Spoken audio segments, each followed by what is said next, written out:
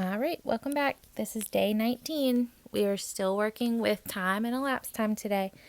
This will be a little bit different from yesterday, but still the same concept of start time, end time, and today we're actually going to be working on finding some elapsed time, okay?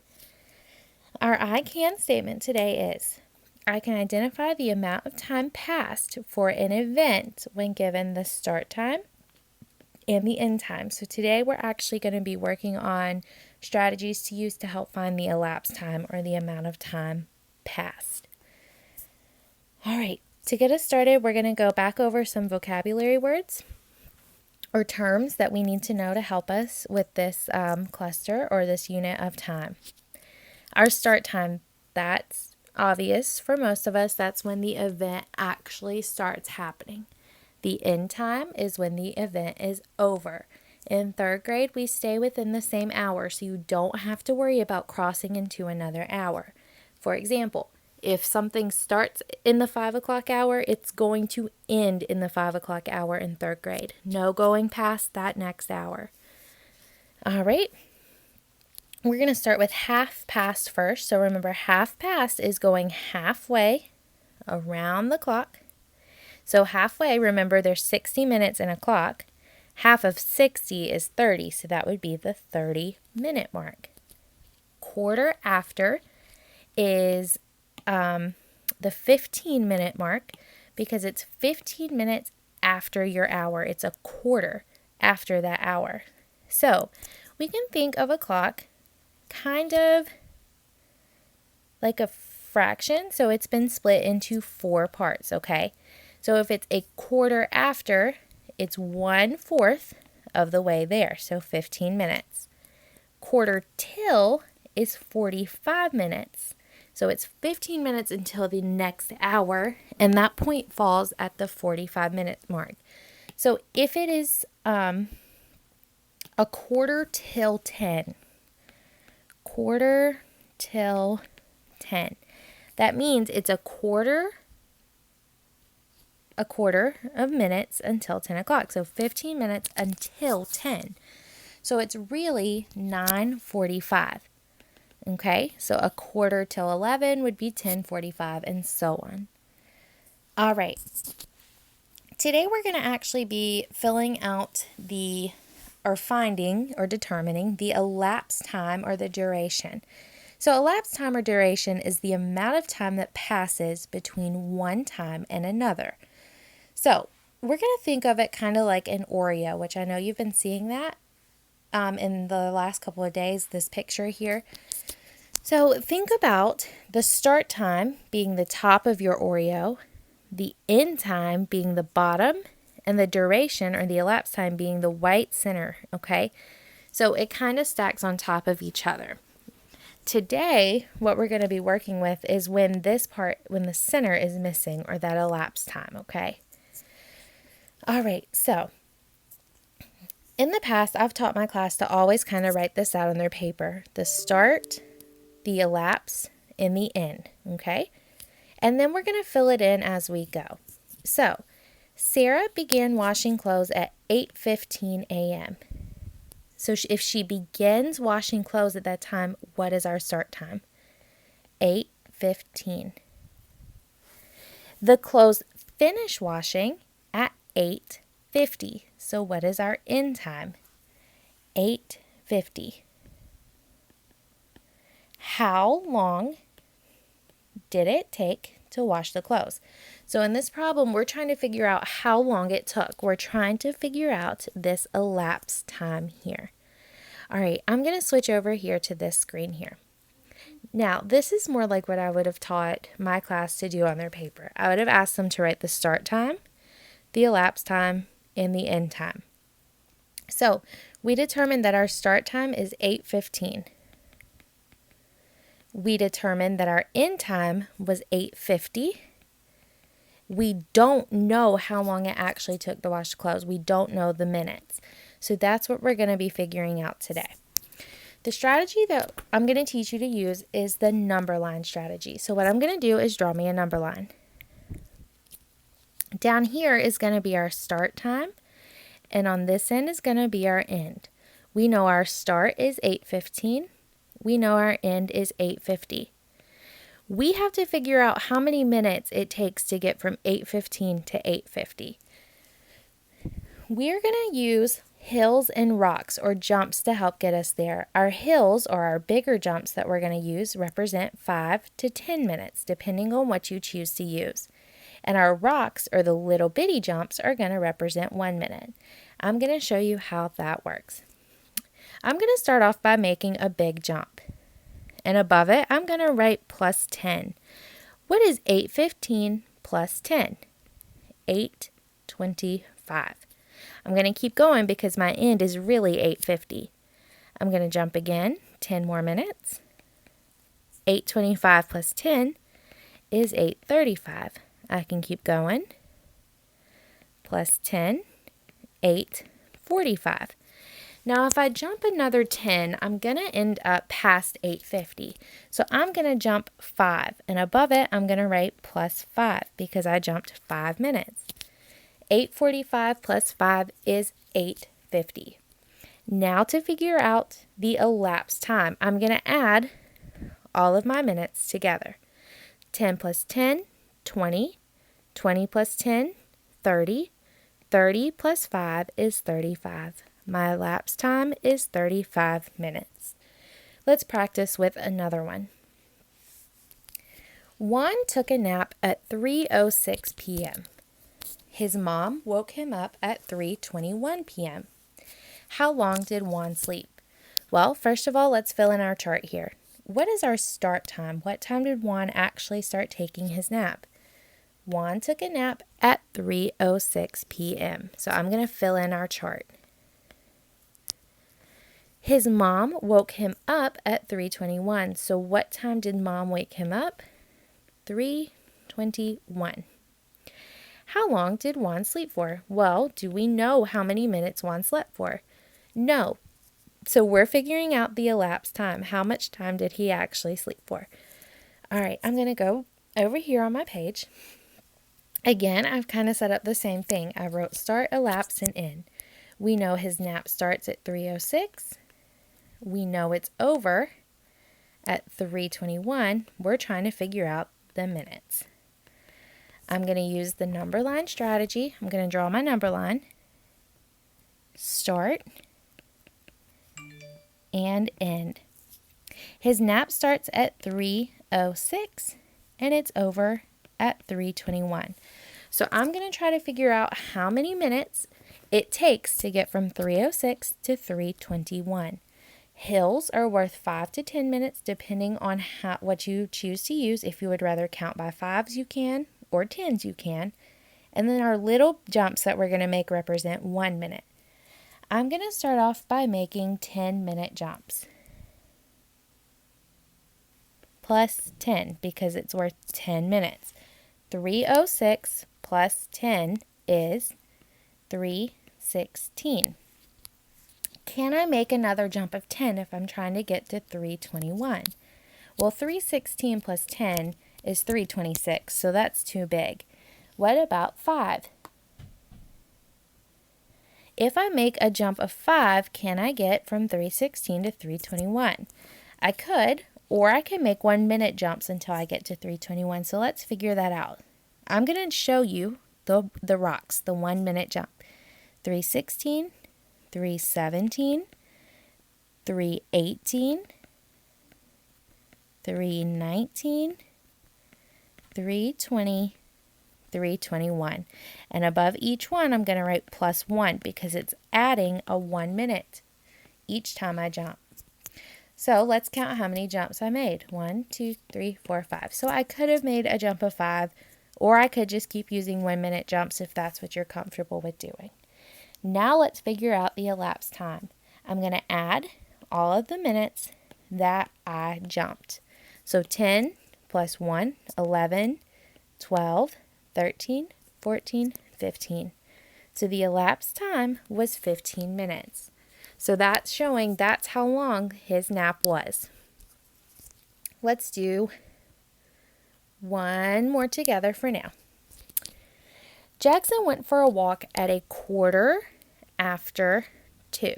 Remember, quarter after is 15 minutes after that hour. So if it's a quarter after 2, it is 2:15. I'm going to write that in and make sure I realize that that's what that time is talking about. He stopped walking at 2:46. How long did Jackson go for a walk? So let's figure out our start time. Let's fill in our organizer over here. What time did Jackson start his walk? A quarter after 2. Well, we figured out that's 2:15. Then, what else do we know? He stopped walking at 2:46, so that sounds like an end time for me. So 2:46. The question says, how long did Jackson go for a walk? I'm going to flip my screen and fill in my organizer over here. 2:15 was my start. 2:46 was my end. And we don't know how many minutes because the question even says, how long did he go for a walk? Well, we're trying to figure that out. All right, I can use the number line strategy to help me solve. I'm going to draw my number line, my start time, and my end time. All right, so my start time was 2:15. My end time was 2:46. I want to jump my minutes or hop my minutes to get from 2:15 to 2:46. I'm going to start off with jumps of 10. 2:15 plus 10, 2:25. I can keep going. 2:25 plus 10, 2:35. I can keep going. 2:35 plus 10, 2:45. I'm currently at 2:45. I want to get to 2:46. So what kind of jump am I going to make? Am I going to make 10-minute jumps, 5-minute jumps, or 1-minute jumps? If you said 10-minute jumps, that's going to be too many because 2:45 plus 10 is 2:55, so that's too big. 5-minute jumps are also still too big because you would get to 2:50, not 2:46. So if you said 1-minute jump, you are correct. 2:45 plus a 1-minute jump, and I'm going to erase it and get a little closer, will get you to 2:46, which was our end time. But we're not done all the way because now we have to figure out the elapsed time. How many minutes did it take to get from 2:15 to 2:46? Well, 10 plus 10 is 20. 20 plus 10 is 30. 30 plus 1 is 31. So my elapsed time is 31 minutes. All right. We're going to have 3 more that we're going to do together, and then you're going to have some that you're going to work on by yourself. Now, this one looks a little different because the Oreo isn't drawn for you or set up for you, or the graphic organizer. So I'm going to go ahead and write that on my paper. In your math notebook, you should follow along with me so you have some examples to help you solve the independence in just a little bit. The first thing I'm going to write is start, elapse, and end. And we're going to fill these in as we read this word problem to help us solve. All right, write those in your notebook, and then when you're ready, you can keep playing the video. The word problem says, on Tuesday, Susan made oatmeal for breakfast. She put the oatmeal in the pot at 6 a.m. So what time did she start? 6 a.m. 6 o'clock. Remember, a.m. is in the morning, p.m. is in the afternoon. All right, while it cooked, Susan got ready for work. The oatmeal was ready at 6:30. How long did Susan cook the oatmeal? All right, so what time was the oatmeal ready? It was ready at 6:30. The question says how long does the oatmeal cook, so we want to know the elapsed time. We're going to use the number line strategy. I'm going to come down here and do it. Remember, start and end. My start time is 6. My end time is 6:30. We can do hills or bigger jumps, which are worth 5 to 10 minutes, depending on what you choose to count by, or rocks, which are worth 1 minute, the little bitty jumps. So let's get started on our jumps. I'm going to count by tens. 6 plus 10. 6 o'clock plus 10 minutes. It is 6:10. 10. 6:10 plus 10 minutes is 6:20. Can I keep going? I can. 6:20 plus 10 is 6:30. I have now reached my end time. Now to figure out how much time has passed, we just add our jumps. So 10 plus 10 is 20. 20 plus 10 is 30. My elapsed time is 30 minutes. 2 more together. Again, the first thing you should do is set up your organizer. So start, elapsed, and end. Now I'm going to read the word problem. Billy began washing his car at 3:15. So it's 15 minutes after 3 o'clock. So it is 3:15. So he begins washing his car at 3:15. By the time he finished washing his car, it was 3:58. So what time was it when he finished washing his car? 3:58.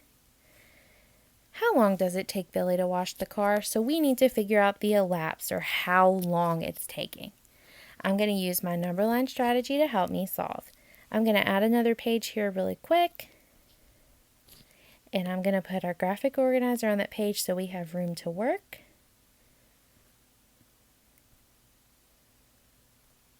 All right. I'm going to draw my number line. Start and end. The start time is 3:15. My end time is 3:58. I'm going to start off with bigger jumps first, so I'm going to make jumps of 10. 3:15 plus 10, 3:25. I can keep going. 3:25 plus 10 is 3:35. I can keep going. 3:35 plus 10, 3:45. I can keep going. 3:45 plus 10, 3:55. Now, I do need to still keep going because it's 3:55 currently and I need to get to 3:58. But a jump of 10 is going to be too big. It's going to be too many minutes. It's going to pass that end time. A jump of 5 is also going to be too big. So I'm going to have to make jumps of 1. So 3:55, 3:56, 3:57, 3:58. And I'm going to write plus 1 above all three of those because I'm jumping 1 minute each time. Now to find the elapsed, I'm going to add up all my minutes that I jumped. 10 plus 10, 20. 20 plus 10, 30. 30 plus 10, 40. 40 plus 1, 41. 42, 43. My elapsed time is 43 minutes. All right, I think we might have done that one. Nope, this one's a little different. All right, so we're going to do this one too. Again, the first thing I'm going to do is write my graphic organizer. Start, elapsed. Make sure you're trying to follow along too. If you need to pause the video, you can. And end. This helps organize my thoughts and my information so I understand what I'm looking for. Now I'm going to read the problem. On Tuesday, Carl made oatmeal for breakfast. Carl made oatmeal for breakfast. He put the oatmeal into the pot at 8:14. So what time did he put the oatmeal in? 8:14. That is my start time. The oatmeal finished cooking at 8:36. So what time were we done with the oatmeal?